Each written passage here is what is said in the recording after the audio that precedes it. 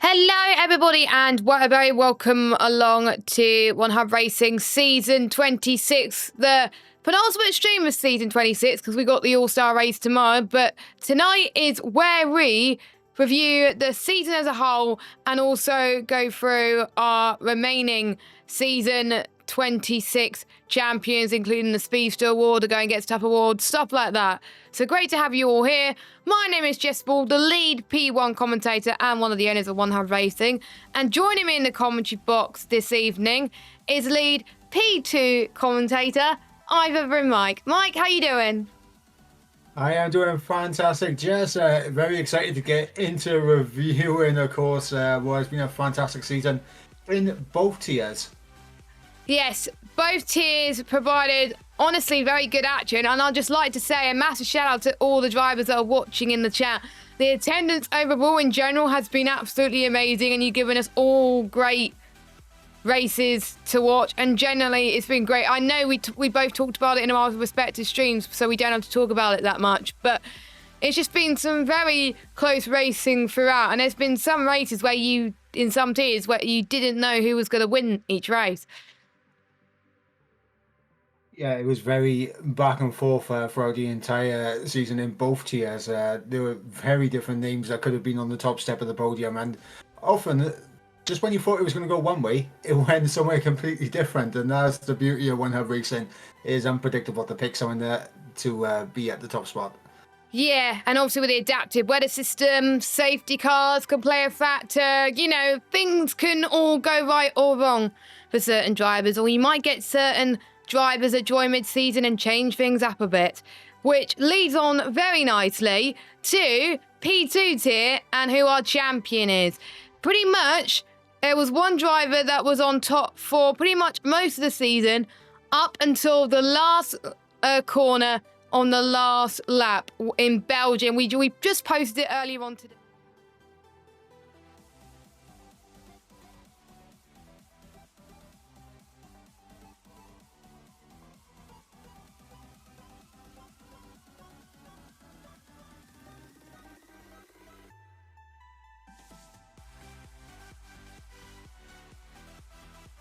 There we go. I realised I forgot to put the mic on some of the scenes, so hopefully you can hear. Anyway, as I was saying, well, it started off on the last lap where we saw J-Luke and Papa Squanch fight for the win of the race.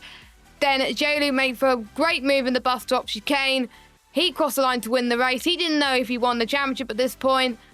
And Rich couldn't finish 7th or lower. He did finish 7th, which meant that due to J-Luke's fastest lap point, he became champion by one singular point. And throughout the whole of the championship, Mike, we thought it was going to be Rich, but it wasn't. It went to J-Luke. Yeah, absolutely. And obviously, I mean, Rich, even though he didn't take the championship, he can walk away with the season with his head held high, because in terms of consistency, he was very consistent throughout the season, only having two really poor races, of course, round number 2 and of course round number 11, where of course in Jeddah he finished 11th, and of course at Miami he finished outside the points in 14th. But other than that, he was very consistent, getting podiums, 4th places. I mean, it was incredible from him over the course of the season. But J-Luke, from the moment he came in, he made his intentions known immediately. And to be fair, he even said that he thought he wasn't going to do that well because he only picked up the game, I think, a week or two before he done his first race with One Hub Racing in a while. So his expectations were quite low, but Las Vegas sprint feature race was where we saw him really shine to start with, and we thought, like, wow, he has picked up the pace very quickly. And in particular, it's a track that I don't think he raced on too much, and he was able to be on the pace very quickly, which shows to be a champion sometimes you have to learn to adapt. And he adapted absolutely brilliantly to the challenges. I remember there was a few late safety cars, I believe, towards the end, and we thought that J-Luke was going to miss out on the victory. He didn't. He pulled on the pressure to the guys behind, and he absolutely nailed it. And Japan was also another one where he pulled the strategy perfectly, pitted, I think, a few laps for everybody else. And in the safety car, when the safety car came in, Lee realised he made a strategy masterclass. Everyone else was like, "Oh God, we should have pitted." But you know, there's just been some. Sure, I think most races he's scored really well, which shows his consistency, of course. But I have to say, of course, when we saw his paces in the first few races of his season, and he joined round 5, and he still won the title. So it just shows that consistency pays off, doesn't it? Yeah, I believe his first race was actually round 4 at Zandvoort. Oh yeah, it was Zandvoort, wasn't it? Yeah, it was Zandvoort. Yeah. Yeah, I mean, he came in, obviously picked up the victory immediately in Zandvoort, and then obviously for Vegas round 5, the sprint race, I think he finished 10th because he started on pole in the feature race. He finished 10th because he started pole in the feature race. Yeah, the feature race was sorry, the sprint race I think was a bit shaky for him in Vegas, but then he just turned it around, went to a different gear in the race, and obviously walked out victorious. But then after that, like you look at the consistency, round 6 P2, round 7 in the feature race P2, round 8 obviously taking victory, and then obviously as it was getting crunch time towards the end of the season, maybe a little bit of nerves setting in, P5, then a P7, and then he brought it back for the final 2 races with a 3rd in the first place. Yeah, so most of the time he's got podiums or even a race win, and I can't wait to see him how he does in the tier above next season, because who knows, we may get 2 tiers. You never know. I honestly, I really hope we do get 2 tiers. That will be obviously amazing. I like to point out some other honourable mentions, of course. Papa Scrunch returning to the tier. He's picked up 3 wins as well. Miami, he performed brilliantly. I'm trying to figure out one race. His first race win of the season was Australia. He performed very well there.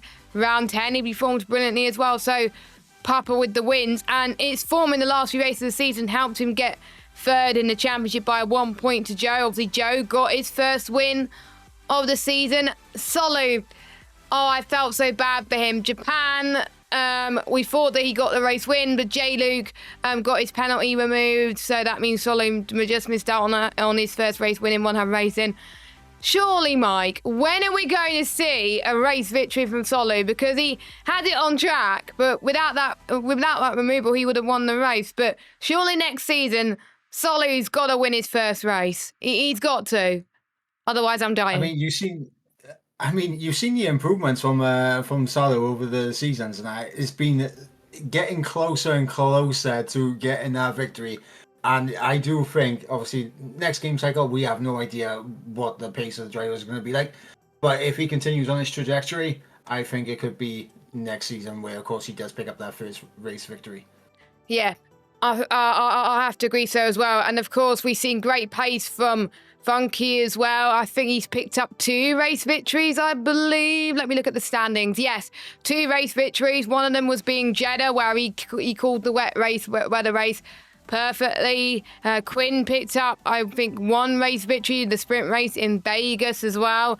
There was signs of brilliance at the start of the season, but again, he missed a few races. There were some races where he was feeling a bit unlucky, but maybe next season he can bounce back a little bit, and he could have fought a little bit for the title. But yeah, those are your drivers to point out for in P2, but your constructors, well, we talked about Rich and J-Luke for the entirety of this segment.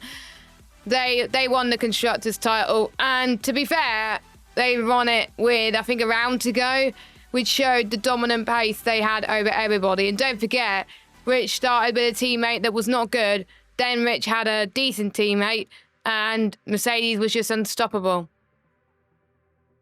Yeah, as soon as J-Luke came in to partner Rich, it was apparent that Mercedes were going to be a huge threat in terms of the Constructors' Championship, because it was close between several teams leading up to that. Of course, the Scuderia Ferraris, the Red Bull Racing, and I believe at the time, I think it might have been was it Alpine in the mix, or was it McLaren? I think it was McLaren in the mix at that point.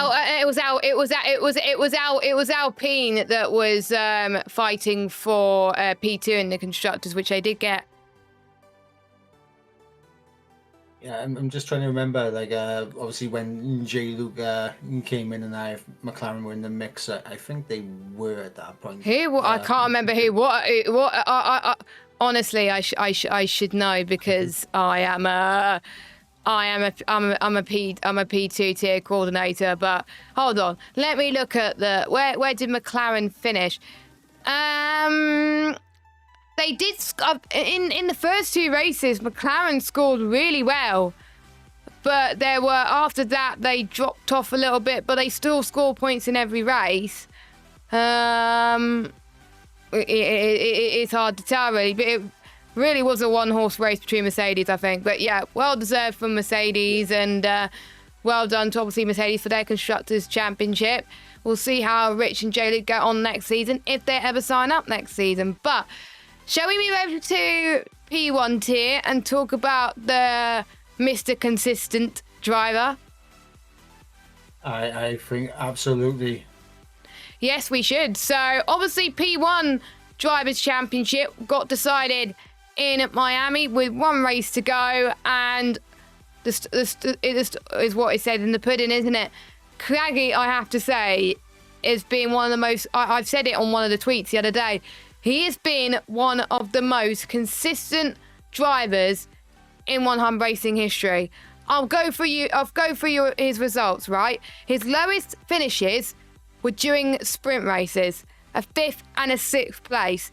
Every other race, he has been on the podium, which is incredible. He's been mainly getting P2s. It took up to round 7 to get his first win, and then he picked up a win in round 9 and round 11. And he scored some. I don't think he scored well in. I'm trying to remember where he finished in Belgium, but I don't think he scored well there either. But he was fine for fun anyway. Finished 13th, I think. I think he finished outside the points in Belgium, but at that point he already had the championship wrapped up. I think he was driving for fun at that point. Yeah. So apart from those results, Mr. Consistent Craggy, there was no stopping him. Yeah, and obviously, like, my mind goes back to obviously when we did the pre-season sessions and that way, of course, around Spain, and of course, like during our stream, we was talking about Craggy and whether Craggy can get himself onto that consistency to be right there. Because obviously at the time, we knew that Senna was going to be up there, and we was thinking, Craggy, he's definitely got a shot here, and throughout the season, incredible consistency and a very well-deserved drivers' champion in P1. And I do remember last season, there was an interesting fight which were leading up to this season, actually, when Senna joined midway through, and I even predicted that those two were going to fight for it this season, which they did, and it became so close at the start of it. They were switching for the lead. Senna was leading for quite a bit of it, but there was a lot of races where he was very unlucky. He didn't qualify well. Yes, some races he had his engine penalty, but there was some races where he felt like he couldn't perform at all. Round 5, he finished 10th place. Sprint race, round 7, he finished 12th, but he still somehow recovered into P2. It's just like, we thought after round 1 he was gonna do the best, and he won round 4 and round 6 as well. But he apart from round 7, from after round 8, he didn't get on the podium once, which is a shame. But those two pulled off a valiant fight all season long, and it was really, really great to see, especially within the opening few rounds of the season. Yeah, absolutely. It was very back and forth in terms of the battle between them at the start of the season. But Craggy's consistency just kept carrying through, and of course, as you mentioned, towards the latter end of the season was when results started to dip a little bit for Senna, but that was also due to the rise of Moika, the key to entity, and obviously several other drivers, Callum and Armed, Lukey getting up in the mix and causing Senna issues. Yeah, I think towards the end of the season, there was a lot of drivers that you weren't expected to be up there do well. And I'm going to have to tell you a few highlights of P1 because obviously I was commentating on it. One of my highlights, Callum Unarmed, his first ever race win in one hub ever, Saudi Arabia. I remember you celebrating like crazy, Mike, because he was your teammate, of course. And that was fun to watch. Of course, Marco getting his first sprint win and then his first feature race win as well. Entity, his form picked up towards the end of the season. It was a shame he couldn't pick up P3 in the end or even a win, but surely the win is coming for Entity this season. Lukey picked up, I think, one podium, I believe, but that was a sprint race, but he showed he had it in him. Casper, he got a race win in Vegas, and I have to say it was one of my favourite race wins of all time. Nick got his first race win since season 10 in the top tier. He won in Qatar. I love that victory. And one of my personal highlights, my favourite, has got to be from Belgium. After a 4-year wait, he got his first feature race win in a league race for Lakitu, which I have to say is a quite incredible feat. And he is a legend at One Hub Racing, and I think everyone was happy pretty much. Because we had nothing to fight for, everyone was happy pretty much that Lakitu won the final race in the P1 tier that day. Yeah, absolutely. And obviously Lakitu, again, he was pretty consistent throughout the season. Obviously, scoring points and regularly like around, sometimes just getting the podium down to like P6, P7. And that's kind of like where he was throughout most of the season. But you saw, obviously, in Belgium, it was absolutely fantastic for him to get the race win in the end. One person I want to highlight, of course, did pick up a race win as well, and it was my favourite race of the season, and how was Kieran at Suzuka?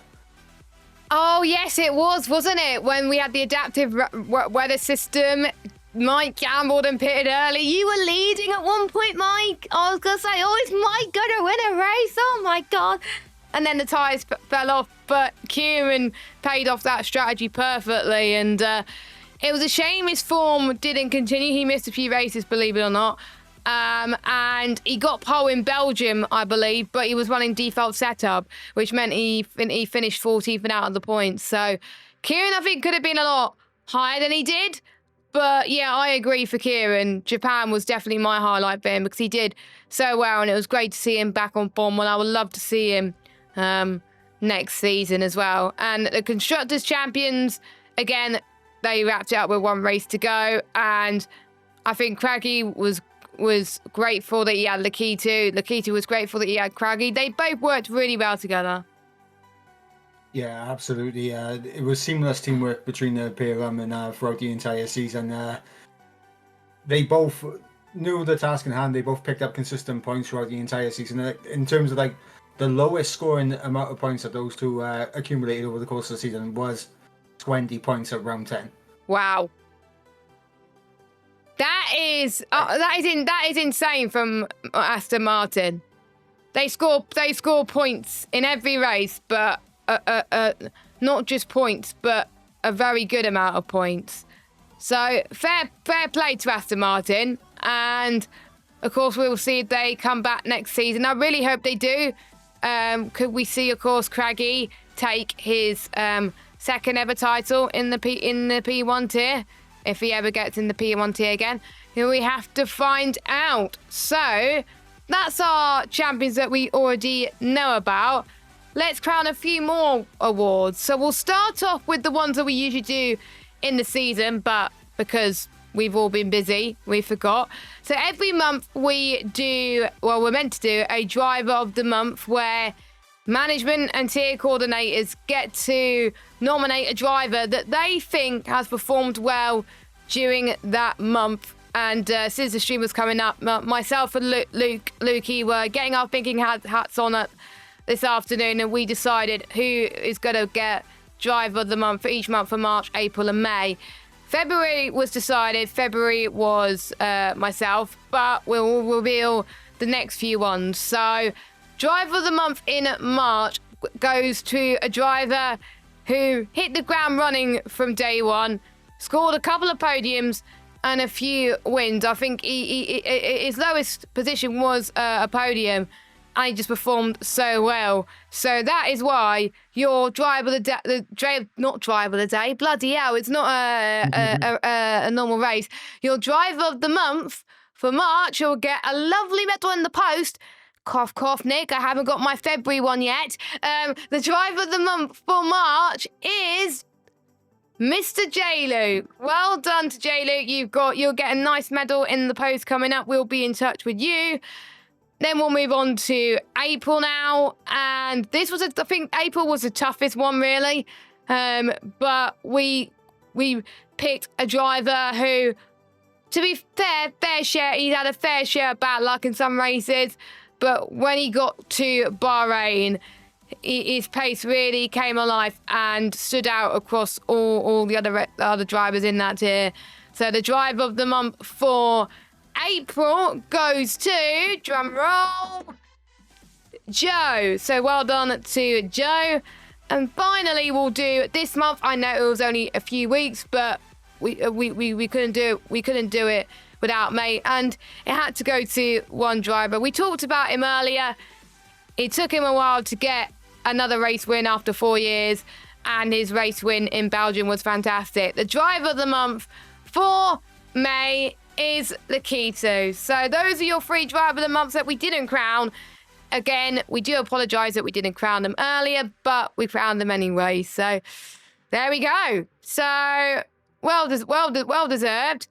And just losing my touch. What do you mean, Cam?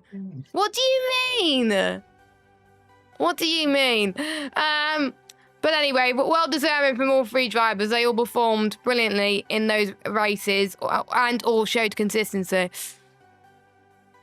Yeah, absolutely. J-Luke in March, as you mentioned, was absolutely impeccable in terms of his hitting the ground running. Joe in April, incredible pace from him in P2, and of course Lakito at the end in May. Incredible set of races that Lakito had towards the end of the season. And along with yourself, Jess, I think that's 4 fantastic driver of the months. Yeah, 4 driver of the months where we will get the medals at some point, but it will be sorted with all the other prizes. So then we move on to one of my favourite segments, the One Hub Racing Driver Rankings, where they get a aggregate qualifying ranking and a race ranking, and then the overall ranking is out of 100, and then basically it gets ranked with all the drivers in One Hub Racing. So we could have like someone in P2 that wins the rankings because they're Mr. Consistent. Which is very exciting. I always love this, and some of the drivers in there are going to be taking part in the All-Star race tomorrow, and these drivers have got to pay attention, Mike. You can explain a bit in a minute as well, but wherever you are in the rankings is where they're going to be starting in race 1 tomorrow. So say if you won the rankings and you're racing tomorrow, you're going to be starting pole. But bearing in mind, not everyone in the top 20 is racing. But there might be people outside the top 20 that's racing. So, because obviously there's some people inside the top 20 that couldn't make it. So, yes, we'll obviously go through the All-Star race format later on, so you get a little bit of an idea. But, yeah, that should throw a bit of a spice into it as well. But I have to say, it's always good when Cam does these rankings. He always comes up with these funny jokes, Mike. Honestly, when Cam does the rankings and he puts his little jokes in, I do always have a little giggle to myself. So Cam absolutely smashes it, I'm not going to lie. Yeah, he absolutely smashed it, not going to lie as well. So I need to get the spreadsheet up so I could do the rankings, because I'm on one monitor and my screen goes quite bad otherwise. So without further ado, let's start by revealing the rankings, starting with the overall rankings for the teams. So I can't remember who's going first. Did we agree who was going first in this one? Oh, I can't remember who was. I'm trying to remember. Oh, it was you. It was you. Right, take it away. Okay. And we already know number 10. in 10th place, it is the Sauber team with 36.09. Sorry.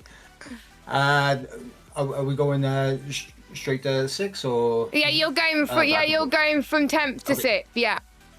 Okay. In 9th with 38.64 is the Haas F1 team. In 8th place with a score of 48.11 is the Red Bull Racing team. Boo!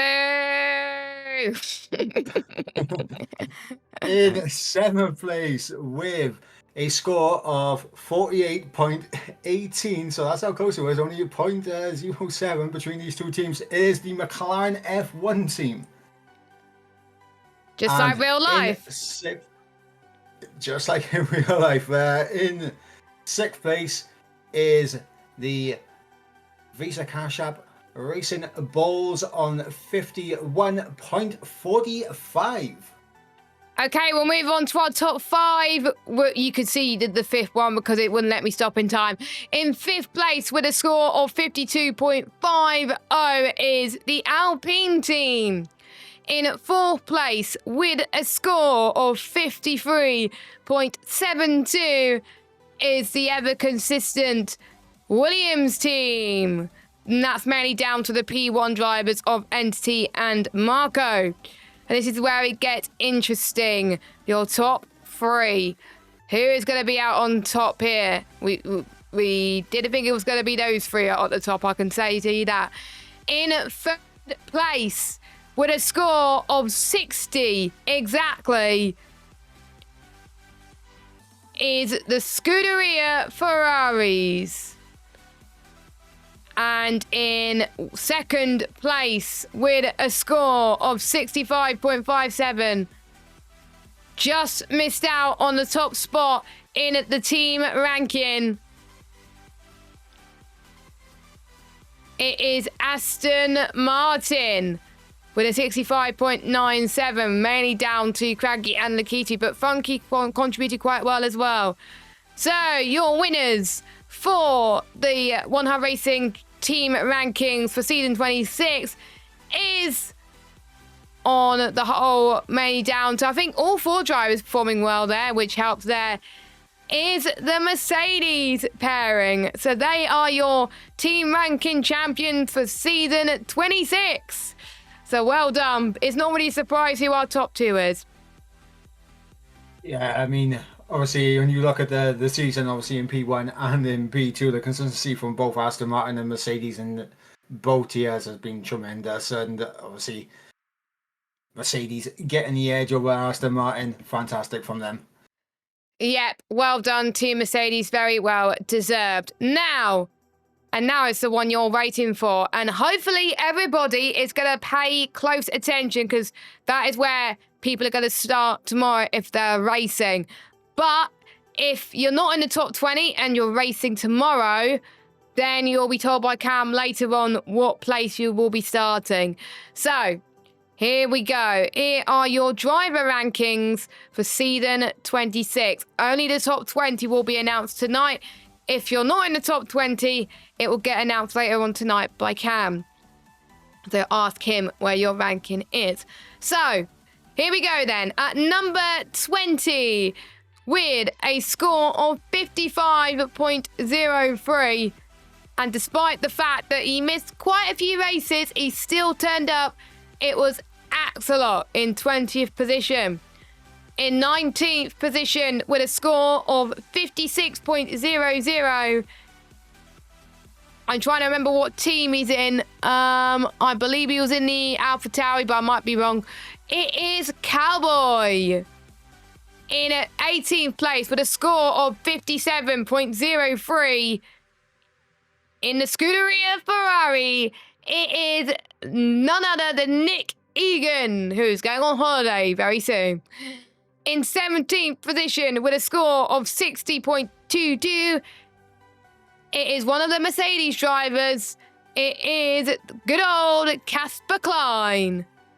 And finally, my final driver for now, before I pass you over to Mike, in 16th place with a score of 61.56. In the Scuderia Ferrari, it is Quinn. Over to you, Mr. Mike Edwards. In 15th place with a score of 62.44, it is the man, the myth, the legend, is Mr. J.R. Mason.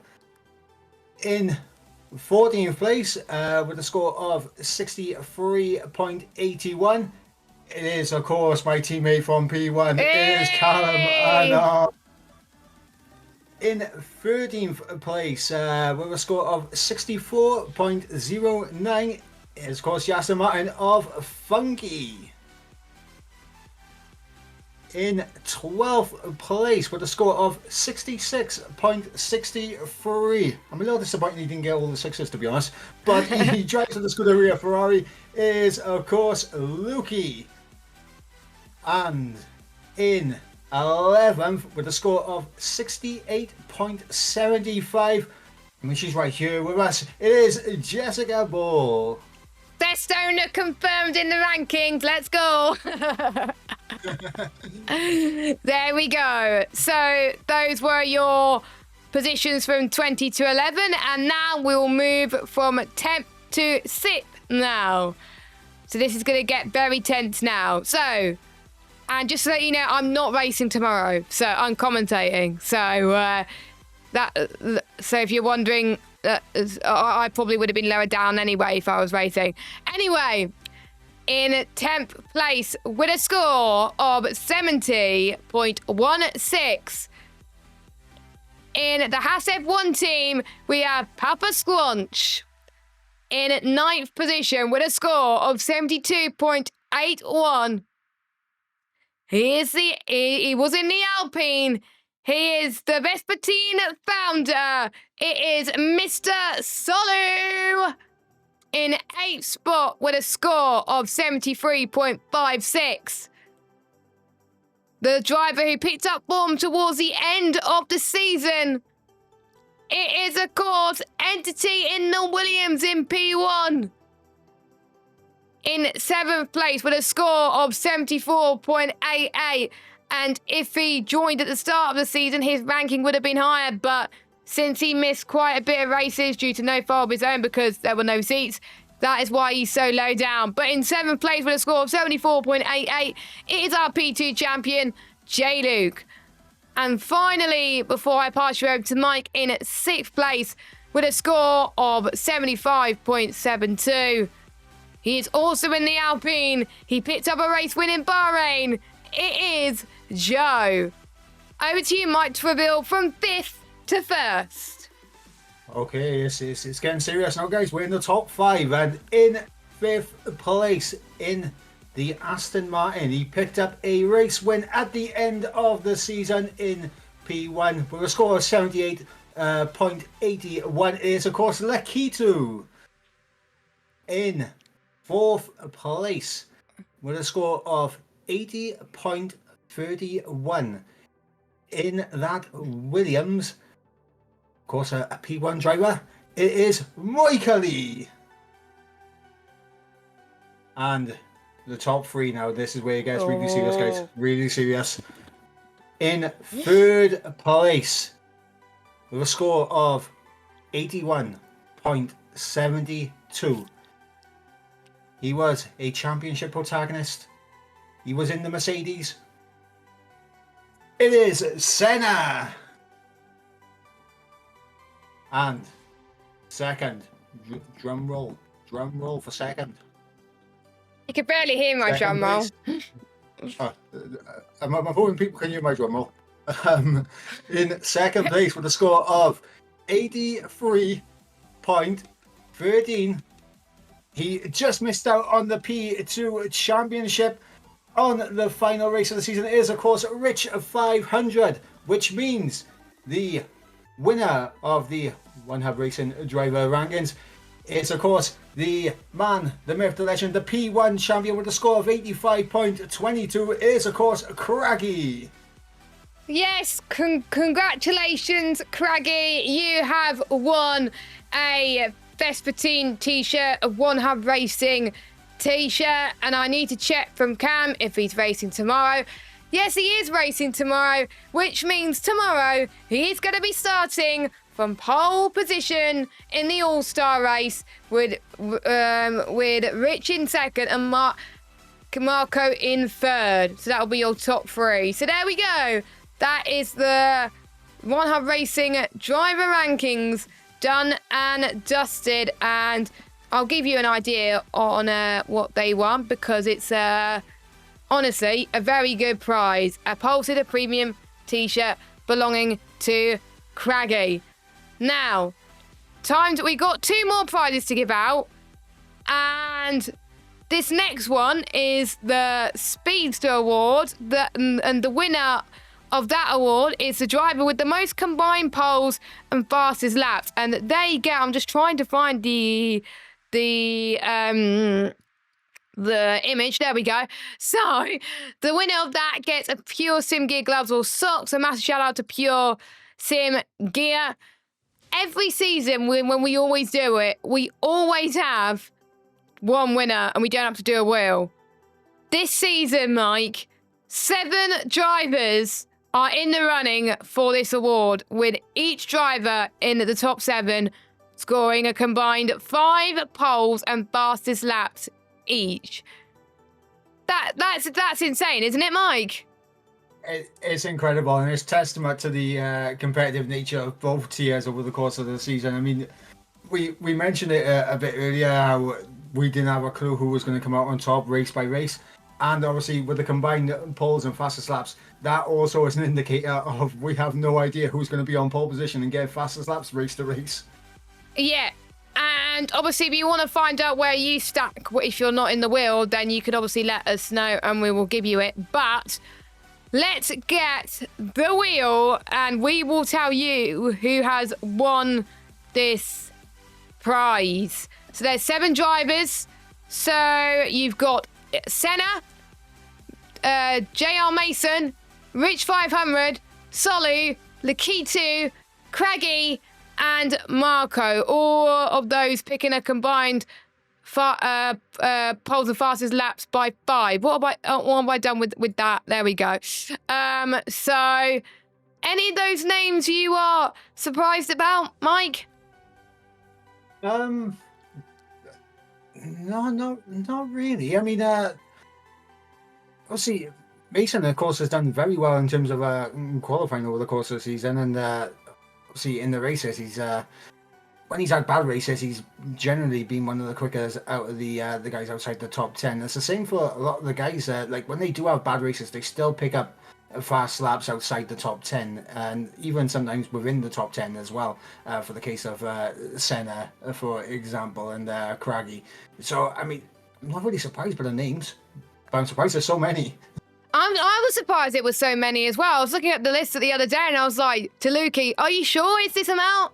And Lukey was like, yeah, but we are going to be spinning the wheel, and the name that it lands on, they get a pair of sim racing gloves. Last season it was JR Mason that won, but he won outright because he got the most. Can he win again, or will it be someone else? Let's find out. And the winner of the combined poles and fastest laps, it is Solu! Congratulations, Solu! You won the Speedster Award for season 26. Well done! Woohoo! Solu will be very, very happy with that, and I can 100% guarantee that everyone in the chat will also be very happy for Solu as well. He's been knocking on the door of a race win over the course of the season. I know. But he's going to get it at some point. We all know it's coming. And Solu, with a nice pair of either the sim racing gloves or socks, will surely help him on that way. Yeah, congratulations. I think Solu is going to be very happy with that indeed. We got one more award to give out for you, and I'm going to share my screen for this as well whilst I do that. So Mike knows that I'm not rigging it. So we have got the Going Gets Tough Award. And the Going Gets Tough Award, it rewards drivers who never give up and attend every race and still have a bit of fun in the process. So the Going Gets Tough Award, in order to win, you need to attend all races during the season. So if you miss some races, you can't take part, sorry. Complete all pre and post-race interviews and finish outside the top 3. There were a few drivers that done all of these, but they were outside the top 3, so they didn't count. So, and that narrows it down. We had 3 last season. This season, we've got 5. 4 of them are in the P2 division, and one of them is from P1, and we'll go through who is in the running for that. So we've got Joe, we've got Maurice, Casper, we've got Solo again. He could pick up another win, you never know. And we got someone in red that I have never heard of in my life. Have you, Mike? The name looks familiar, but I'm not entirely sure. We're gonna have to do a VAR check on this one. Yeah, we will have to VAR check this one as well. But hopefully Mike can see my screen, and we are going to announce the winner of the Going Gets Tough Award that will win the Race the Dream t-shirt. I'm going to predict, I really hope, I'm going to make a prediction, I really hope it's Maurice, because he is his first season, he has done, so he's improved so much over the course of the season, I hope it's him. It's probably not now, but out of all 5 drivers, I hope it's him. Anyway, are you ready, Mike, to reveal the winner of the Going Gets Tough Award for season 26? I am ready. Spin the wheel. I'm going to close my eyes. Oh, my God. Go on, Mike. And your winner of the Going Gets Tough Award is Jessica Ball. Oh, my God. Me too, joking. Oh, I want that t-shirt. I want that t-shirt. So there we go. It's not rigged, I promise. So yeah, I was in the running for the top 3 for the entirety of the season up until the very last race where I bottled it. So without me being in outside the top 3, I would have been out of it. So I'm in a t-shirt. There we go. So those are your prizes, but all 2 Mike P2 drivers. Yeah, I mean, incredible. I mean, P2 over the course of the season have been absolutely fantastic, and it's great to see that so many awards going out to the P2 drivers. Yeah, indeed. So well done to everyone that has won, but we got a few more announcements to give out, which I am very excited for. For those of you that have been living under a rock, I will stop the stream now because Mike was able to see it. There we go. So we are giving away a copy of F1 25 Standard Edition. And you can enter it in 2 ways, and we'll combine all the lists into one.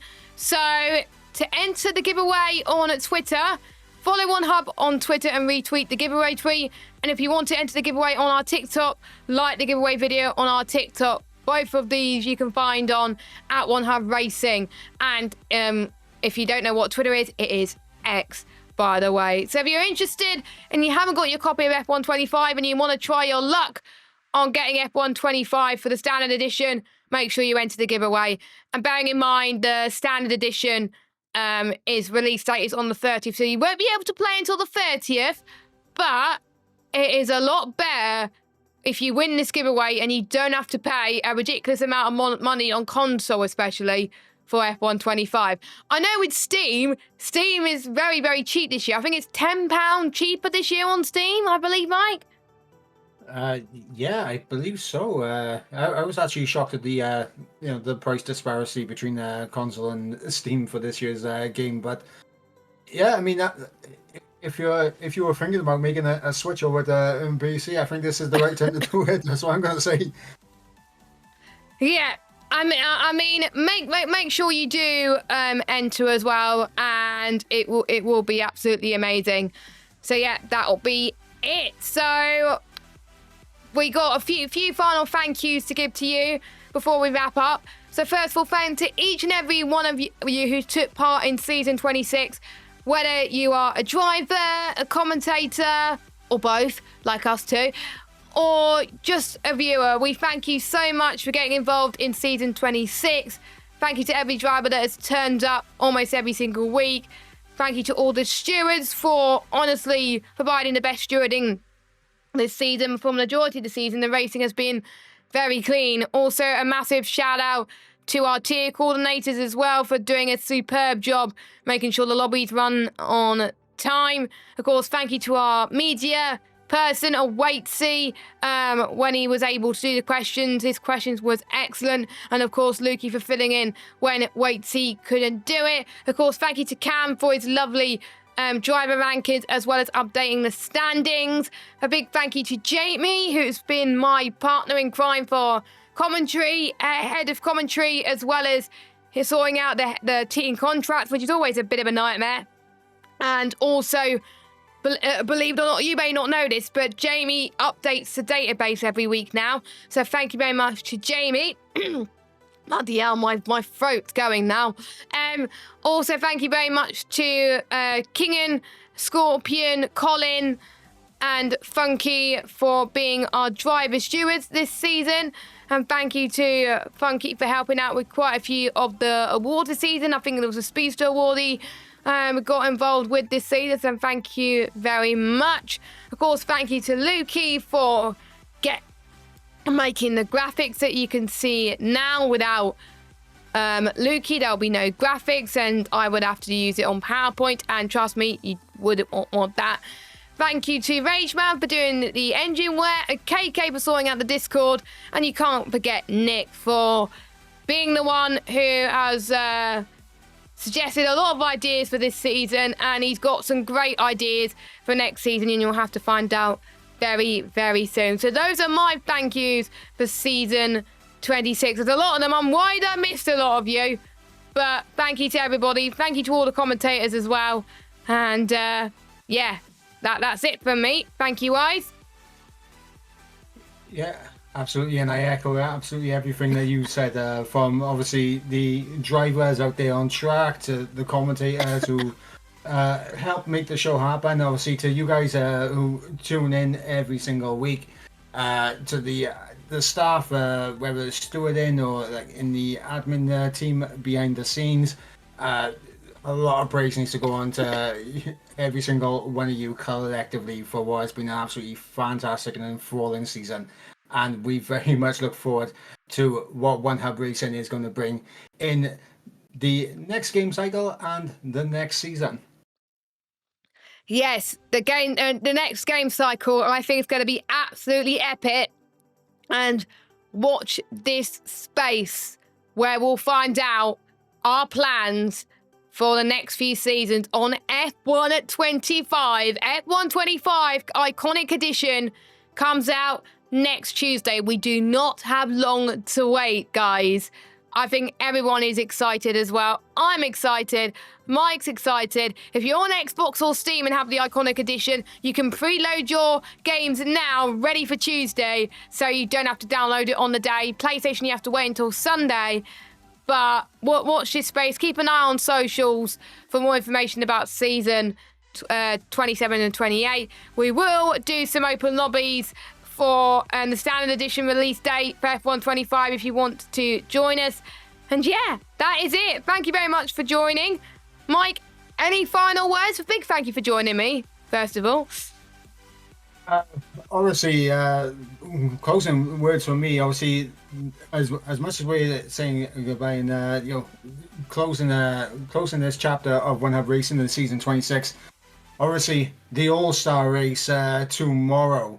That is going to be an absolutely enthralling spectacle to watch. So make sure you guys are back here tomorrow for the All-Star race for season 26. And let's close this game out as brilliantly as the season has been. Track to be confirmed. I don't even know the track yet. So, yes, it's going to be epic. It's going to be myself and Colin in the commentary booth. Colin wanted to be in the commentary box with me so bad. So he gets his wish and I'm joining him in the box. And we'll have, I think we've got 18 drivers at the moment that are signed up for tomorrow.